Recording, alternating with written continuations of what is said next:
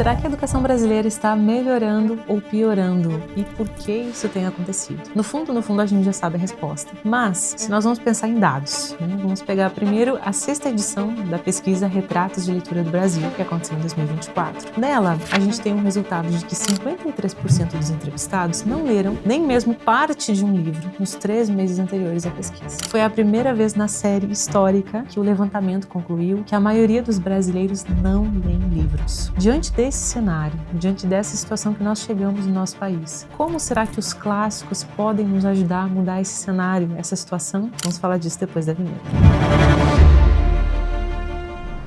Bem, todos nós já sabemos qual é a situação educacional do Brasil, né? A gente já tem um panorama que já falamos um pouco e vamos trazer um pouco mais de dados para entender melhor esse panorama. Segundo o último resultado do PISA, que é a principal avaliação internacional de ensino básico, que aconteceu em 2022, metade dos estudantes brasileiros não tem um nível básico de leitura. No ranking mundial, comparado com 81 países, nós ficamos na 52ª posição, com posições ainda piores em matemática e em ciências. E, em grande medida, o centro das dificuldades está na interpretação de texto. De acordo ainda com o Indicador Nacional de Analfabetismo Funcional, que é o INAF, cerca de 3 em cada 10 brasileiros entre 15 e 64 anos são analfabetos funcionais. Isso representa 30% de analfabetos funcionais nessa faixa etária. Ou seja, pessoas que não são capazes de ler e compreender bem, têm dificuldade em se comunicar ou escrever bem na sua própria língua. Em números, nós estamos falando de 16 milhões de analfabetos e 38 milhões de analfabetos funcionais. Sem contar ainda aqueles que conseguiram se alfabetizar, mas que continuam tendo uma leitura e uma escrita insatisfatórias. É aquela velha história, eu não escrevo tão bem, eu preciso escrever melhor português, eu não me sinto seguro na escrita, enfim, vários relatos que talvez você mesmo sinta na sua trajetória aí escolar. Pensando na nossa experiência pessoal, a gente sabe muito bem quais são as falhas do ensino brasileiro. Se eu te perguntar como foi a sua experiência escolar, eu tenho certeza que você vai saber me dizer uma série de falhas, de problemas que aconteceram aí no seu ensino e que te levaram provavelmente a ter determinadas dificuldades em algumas áreas, incluindo talvez a língua portuguesa. E a gente toca nesse ponto numa das maiores dores do coração do brasileiro, que é conseguir ler e escrever bem, conseguir ler e escrever bem na sua própria língua materna, dominar a língua portuguesa. Em parte, esse problema pode ser visto dentre muitos motivos que nos levaram a chegar nesses dados,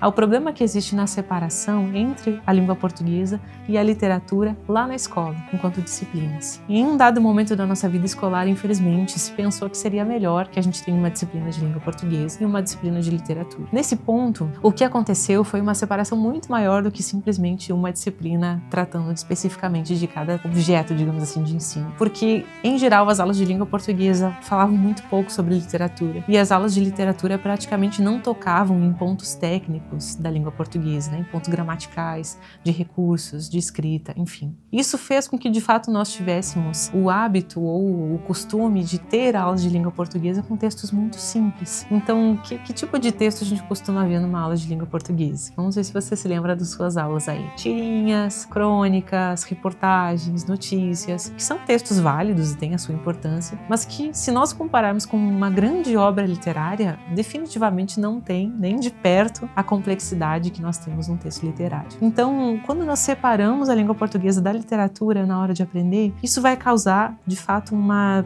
defasagem muito grande na nossa compreensão de leitura, na nossa capacidade de escrita. É por isso que, quando nós lemos textos simples, nós conseguimos entender com uma certa facilidade, mas quando nós vamos a um texto clássico da literatura, a gente tem tanta dificuldade de entender o que está ali. Além disso, a gente também sabe que escrever e ler melhor é uma grande necessidade.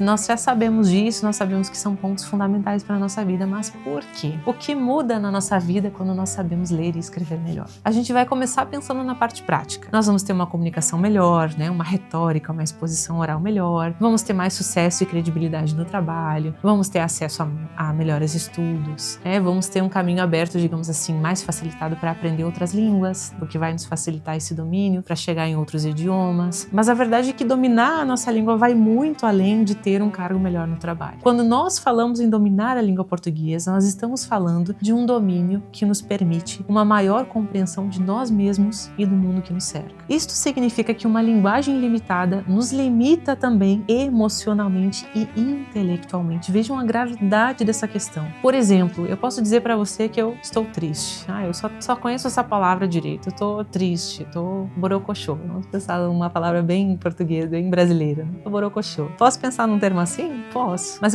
se eu tiver mais vocabulário para me expressar e para me entender a mim mesma, eu posso ter aqui um arcabouço de situações para entender o que está acontecendo dentro de mim.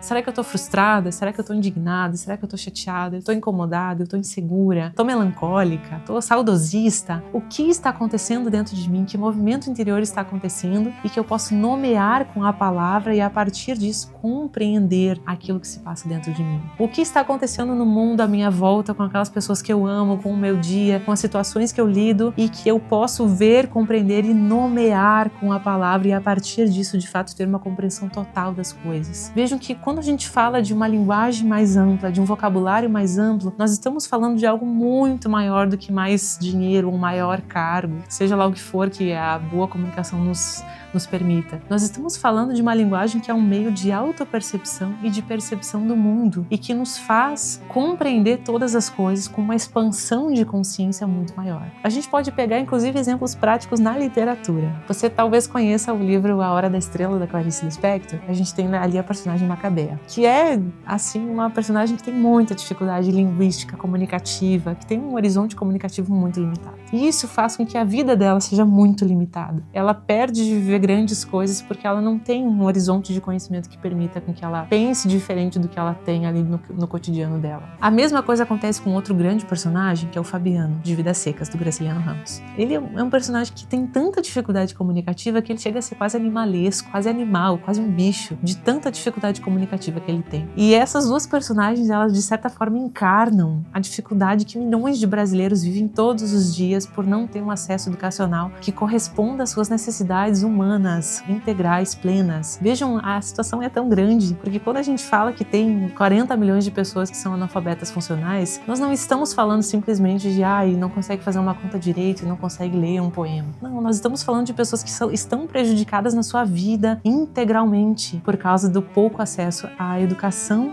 de qualidade e a um conhecimento maior da sua própria língua. E a partir do momento que nós melhoramos isso, nós também temos a capacidade de melhorar. Não só a nossa vida pessoal, a nossa vida profissional, mas o nosso ser por completo, né? Uma transformação que ela se dá inteiramente em nós a partir de um domínio maior. Não, claro que estudar a língua portuguesa resolva todos os problemas da nossa vida, né? Seria muito bom se fosse assim. Mas, digamos que dominar mais o idioma nos permite, sim, ter uma compreensão muito maior da vida como um todo, do mundo como um todo. Agora a gente pode pensar, bem, mas então, como nós podemos voltar a estudar a língua portuguesa, né? Para quem especialmente já saiu da escola há muitos anos, às vezes até fez faculdade, passou a faculdade inteira sofrendo, passou pelo TCC, pelos artigos, com aquele sofrimento de não conseguir escrever direito, de não conseguir se expressar como gostaria.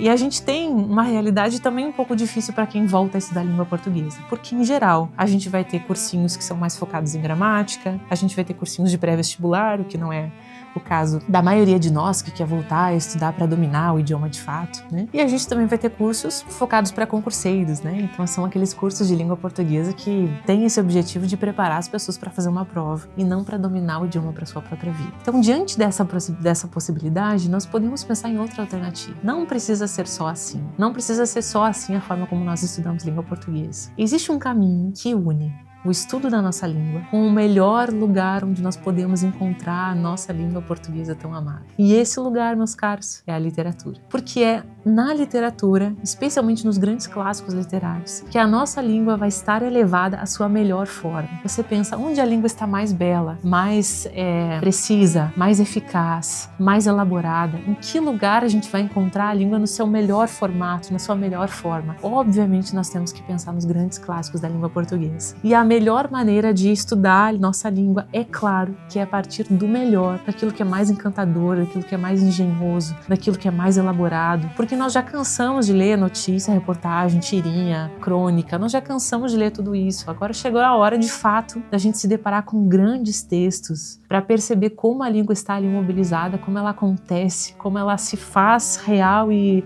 encarnada naqueles textos e como a gente consegue compreender aquilo plenamente para transportar isso para a nossa vida interior. Então, quando nós falamos de compreender, de aprender a língua portuguesa a partir da literatura, nós estamos falando justamente de ver até onde a nossa língua é capaz de chegar. Qual é a nossa capacidade de expressão enquanto falante de língua portuguesa. E é por isso que aprender português com clássicos é o melhor caminho. Foi pensando em tudo isso, em todo esse caminho, em toda essa necessidade que nós temos a honra, a alegria de estar com um curso específico sobre isso, que é o nosso curso Português com Clássicos. Nesse curso a gente vai poder ter uma ideia real de como escreveu Camões, Machado de Assis, Lima Barreto, Graciliano Ramos, Fernando Pessoa e Euclides da Cunha. Selecionamos grandes autores, alguns dos grandes autores que a nossa língua portuguesa já nos deu, já nos presenteou, para que a gente consiga, a partir das suas obras, conhecer os autores, as obras e ainda conhecer a gramática, aprender, o cerne da língua portuguesa a partir das suas obras, dos trechos retirados dessas obras. Então a ideia aqui